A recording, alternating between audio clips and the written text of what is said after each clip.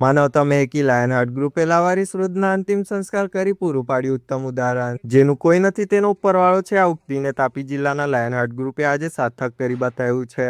હનુમાન જન્મોત્સવના પવિત્ર પર્વ પર જ્યારે આખું નગર ભક્તિમાં લીન હતું, ત્યારે આ ગ્રુપે એક નિરાધાર વૃદ્ધના અંતિમ સંસ્કાર કરી સાચી માનવતાનું ઉદાહરણ પૂરું પાડ્યું છે.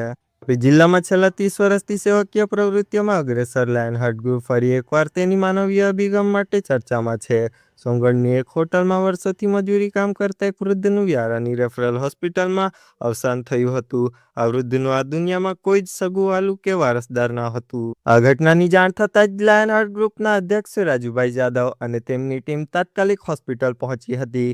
ગ્રુપના સભ્યોએ માત્ર મૃતદેહનો કબજો જ ના લીધો, પરંતુ હિન્દુ શાસ્ત્ર વિધિ મુજબ અંતિમ યાત્રા કાઢીને વૃદ્ધના દેહનો અગ્નિદહ આપ્યો હતો. હનુમાન જન્મોત્સવના દિવસે જન્મેલી આ સંવેદનાએ સાબિત કરી દીધું છે કે માનવતા હજી જીવંત છે. લાયનહાર્ટ ગ્રુપના આ અનોખા સેવા કાર્યની આજે સમગ્ર પંથકમાં પ્રશંસા થઈ રહી છે.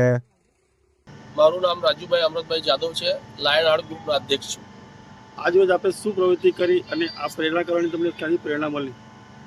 આ અમે લાયનહાર્ટ ગ્રુપ જે છે, અમે છેલ્લા 30 વર્ષથી સેવાકીય પ્રવૃત્તિ કરતા આવે છે.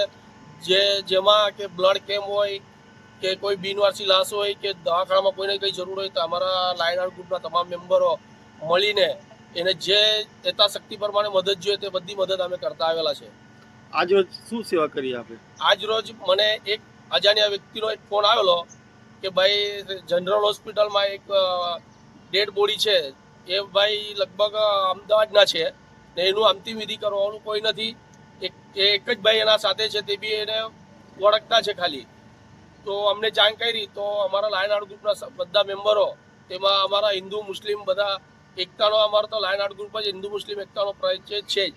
ને અમે રેફરોલ પર પહોંચ્યા ને જે પૂછવામાં આવ્યું કે ભાઈ કોણ છે, તો હિન્દુ ભાઈ છે.